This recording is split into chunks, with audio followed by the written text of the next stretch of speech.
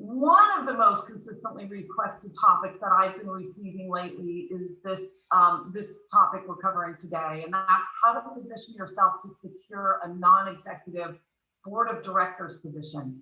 Our featured speaker for this session is Dr. Richard Leblanc, board governance expert and author of the book, The Handbook of Board Governance.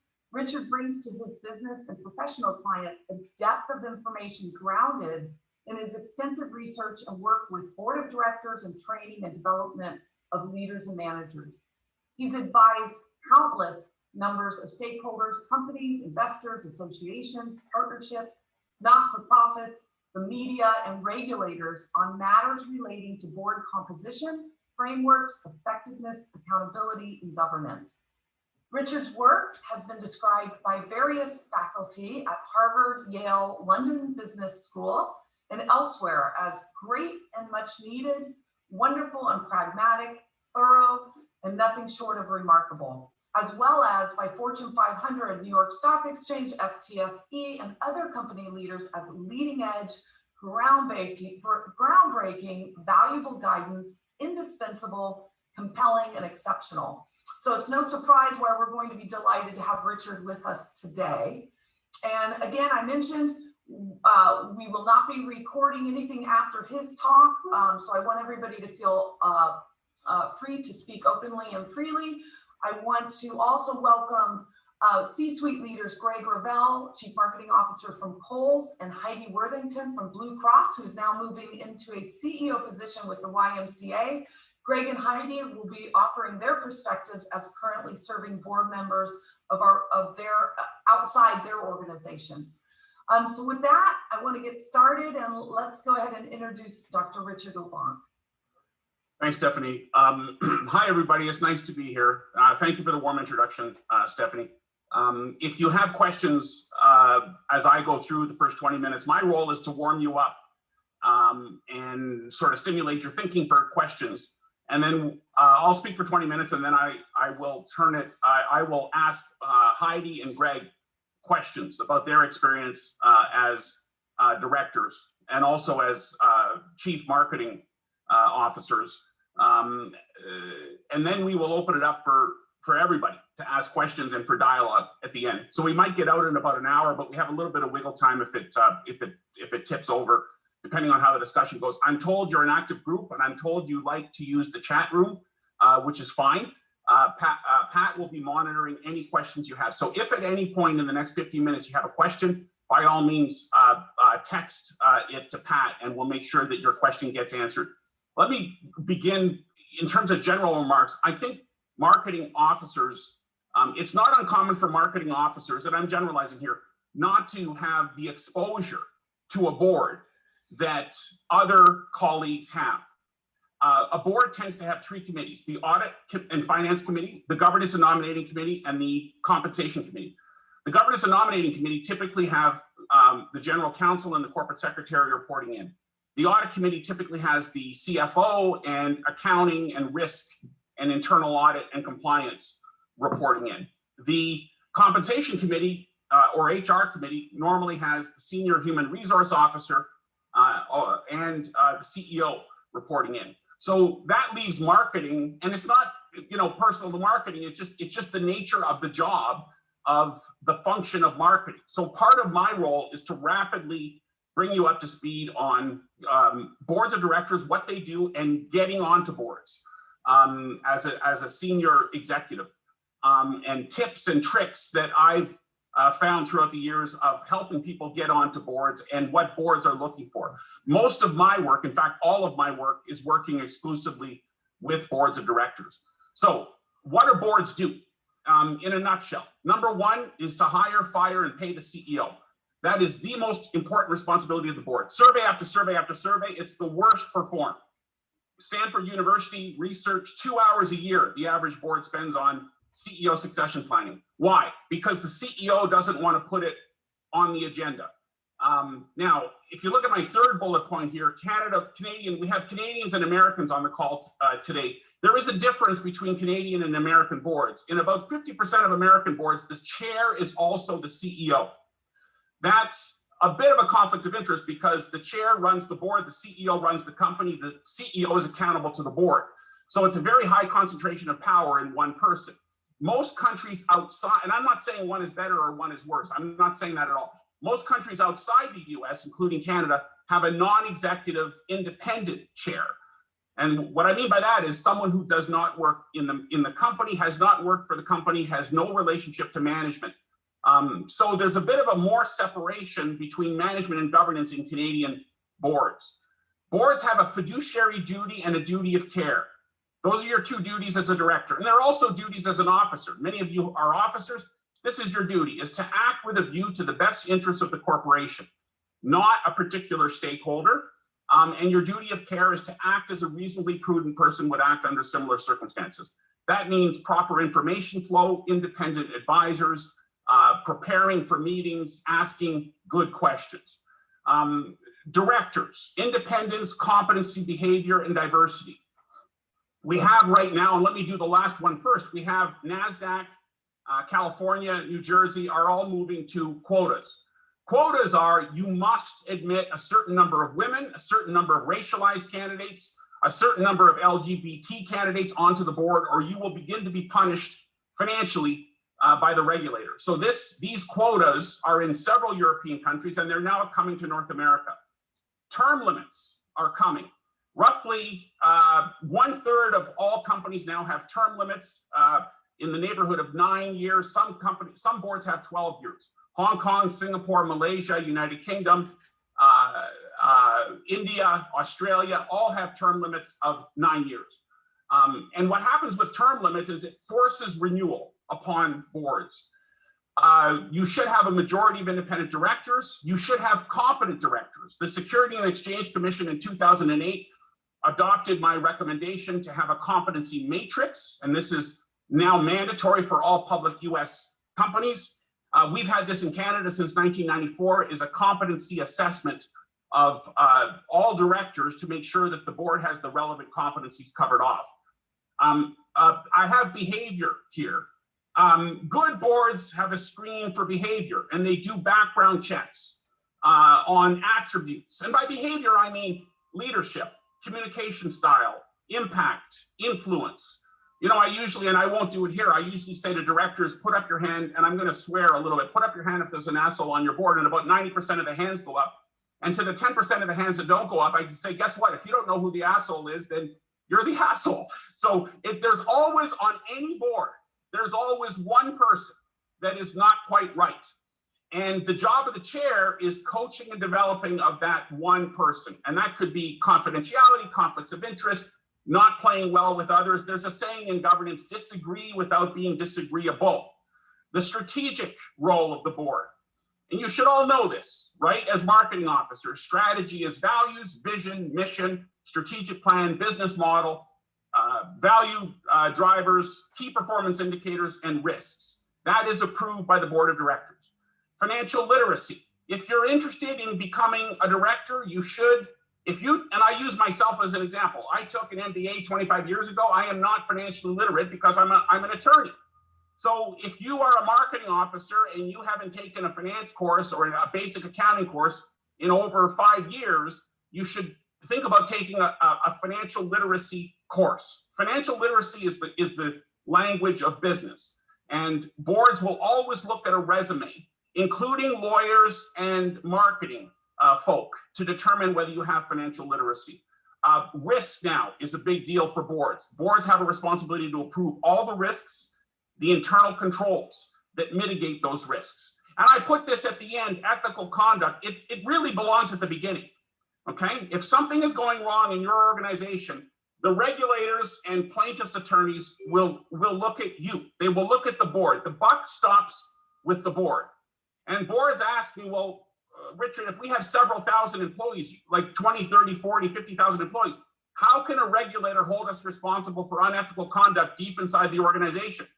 Well, they are, and you should have a whistleblowing program. You should have culture checks, employee wellness checks, compliance, internal audits to determine whether there's any toxicity or bullying or misconduct of any nature inside the organization. So tone at the top is important. Now let's shift to being recruited onto a board.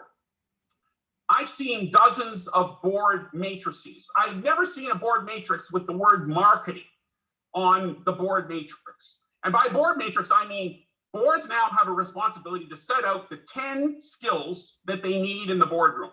And then they assess which directors have which skills. So I'm going to suggest to all of you that you all have marketing expertise, but what you may want to do for a potential directorship is unpack that into, and I've given you some examples here, digital expertise, international expertise, profit and loss, revenue generation, your responsibility in generating revenue, especially for marketing folk, acquiring or maintaining new customers or market segments, your industry expertise. All of that can be unpacked. So when you're trying to marry the competencies that are desired by the board and your own resume, what I find is resumes of senior management tend to be hierarchical. I've done this, I've done this, I've done this in this year, this year, this year. A resume or a short bio for a board director is a little higher up, and what they want to see, the buyer of your services, the people that are ultimately going to hire you, the nominating and governance committee wants to see that you have certain competencies and you have certain behaviors. I would list those sooner rather than later. Don't bury them. Make them very explicit. Here are my areas of expertise. 1, 2, 3, 4, 5, 6. And when you do that, include softer skills, communication, teamwork, integrity, leadership. Don't leave anything unanswered. So include the hard skills that you have and the soft skills that you have. And that should be very early on. That should even appear in your cover letter. Don't leave it to chance. Bring it up and bring it out and bring it early. Not-for-profit boards at the outset. Normally there's a career trajectory, and I'm seeing this with Heidi and with Greg. Your first board is always the toughest. And it normally is a not-for-profit board. It could be healthcare, it could be education, it could be an association, it could be a service group. All entities have boards of directors. So pick a board that is where you know someone and it is not-for-profit, it is relatively easy to get on. Don't overreach. Don't think about publicly traded companies or a stock exchange. Have a plan and start deliberatively with your first board. There is what I call CEO bias in recruiting.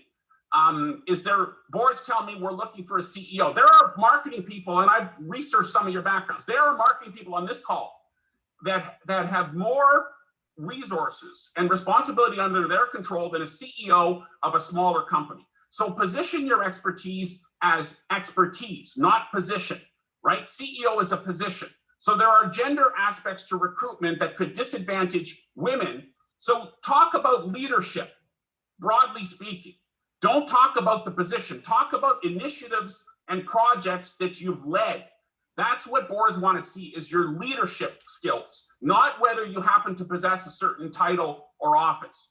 Obtaining governance education and networking. Heidi, I hope you don't mind, I'm going to pick on Heidi. Heidi's taking a course, the Institute for Corporate Directors in Canada. And for those of our Canadian colleagues, this is the Institute for Corporate Directors. There's also another one called Chartered Directorship. In America, in Washington, it's the National Association for Corporate Directors. These programs tend to cost anywhere between $10,000 and $20,000. Spend the money.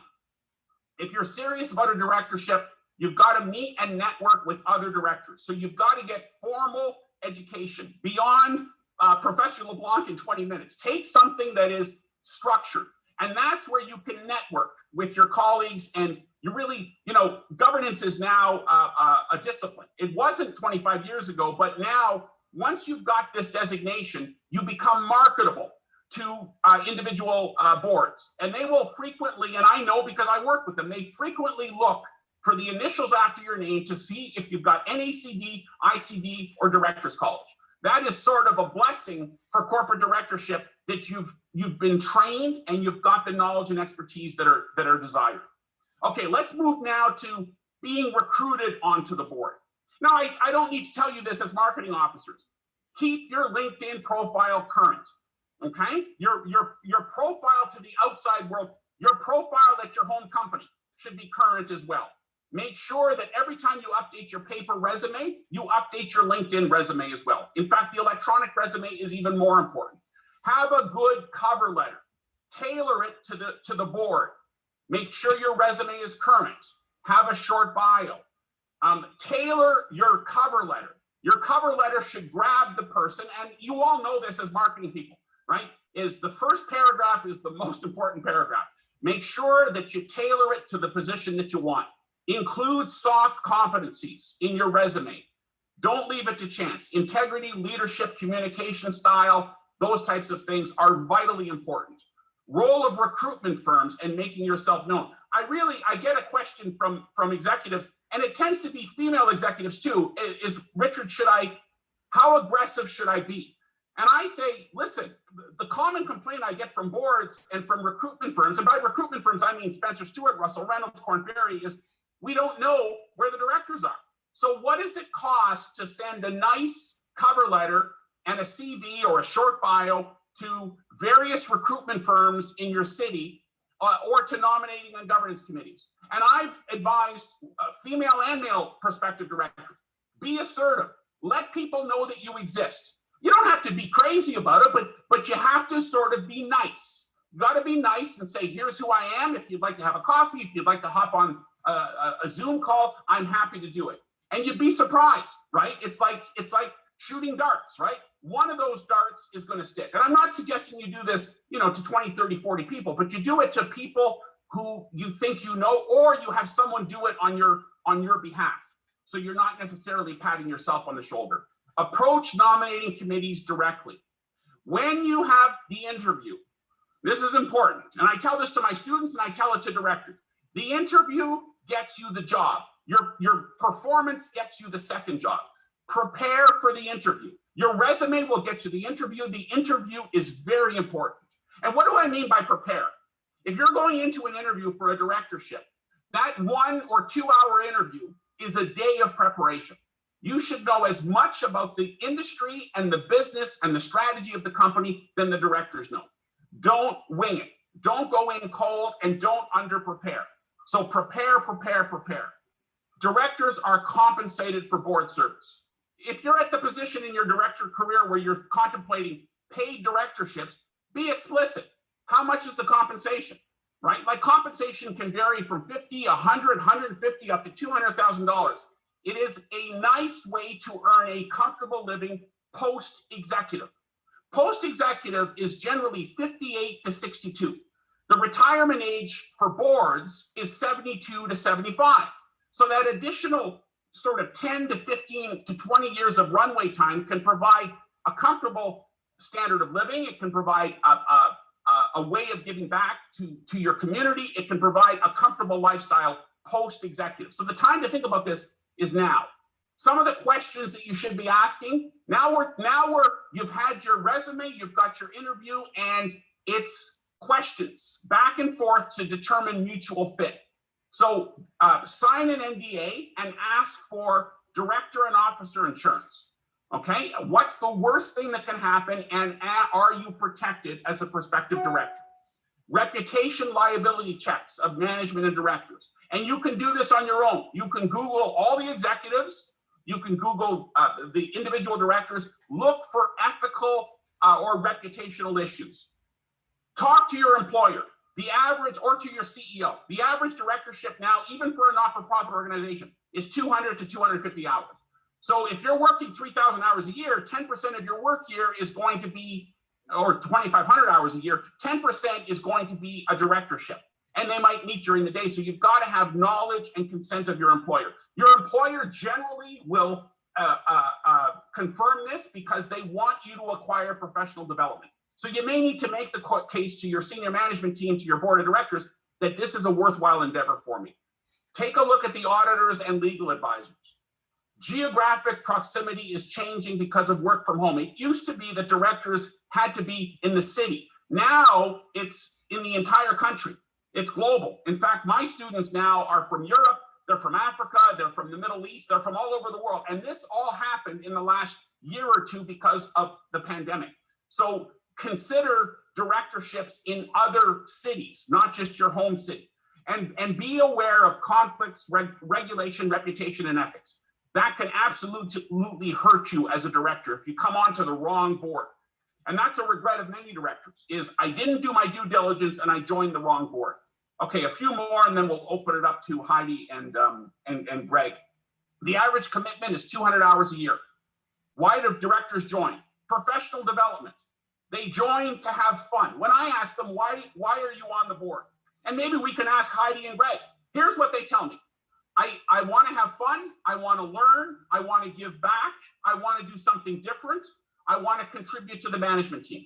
So all of those are good reasons to join a board. You should not be joining boards for financial. I mean, financial is important. It's not unimportant. It should be discussed. But your driver here should be fulfillment and professional development. Okay, lastly, what makes for a good director and what makes for a poor director? Number one, independence of mind, not conflict seeking. Most of the litigation, most of my work as an expert witness is conflicts of interest. So when you get onto the board, you have to take off all of your hats. It's not about you. It's not about a stakeholder. It is the best interest of the corporation.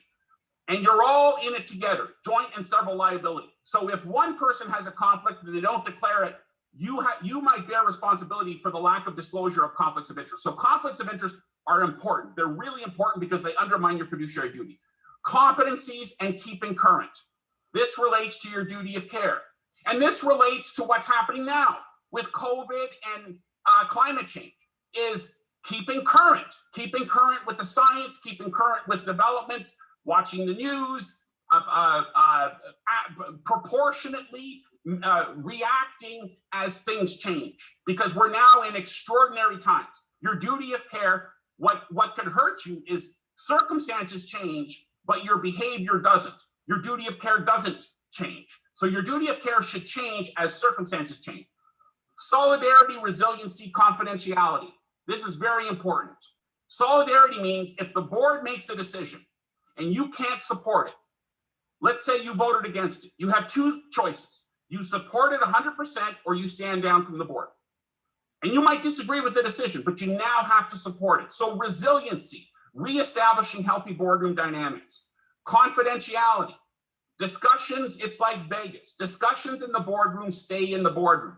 Don't have off-topic conversations with, especially in a work-from-home environment. Be very careful about family members, the use of devices, your professional environment. Confidentiality is very important. Asking effective questions. That's your job as a director, is to ask good questions. What's a good question? It's not dotting the I's and crossing the T's. It's not compliance. It is strategic. Put in the time on your first board to understand the strategy of the company. You're now advising people that have been in the industry for 30 or 40 years. And if you're an independent director and you don't have knowledge about the industry, the really value-added questions are strategic questions. And look at your tone, your frequency, your duration. People say there are no stupid questions. There are absolutely stupid questions. If your chair says to you, that's a good question, they really mean it's a stupid question, right? So pick your questions specifically. Use your judgment. Roughly every 45 minutes, you should be asking a question. You're not asking 10 questions. You're not falling asleep. You're right in the sweet spot of asking value-added questions. Lastly, you're not a manager. You're a director. And some new directors can't help themselves. They want to micromanage. They want to consult. They want to practice law. They want to practice accounting. So pull back. As a director, your job is to ask questions and advise. It's not to actually do anything or to manage. Prepare effectively for meetings, collegial relationships. Disagree without being disagreeable. Play nicely with others, especially in a virtual environment.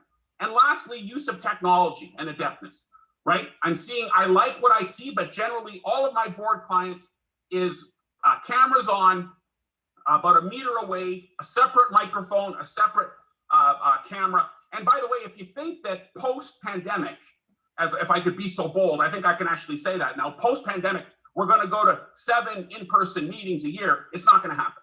Okay, we will have virtual with us. We're not going to go to obviously complete virtual. We're going to go to maybe a couple of virtual meetings a year and maybe the majority of in-camera meetings a year. So we're not going to completely jettison virtual. So the use of technology by individual directors and their comfort level with it, I think is important as well.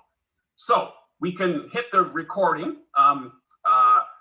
Stephanie, and I'm good.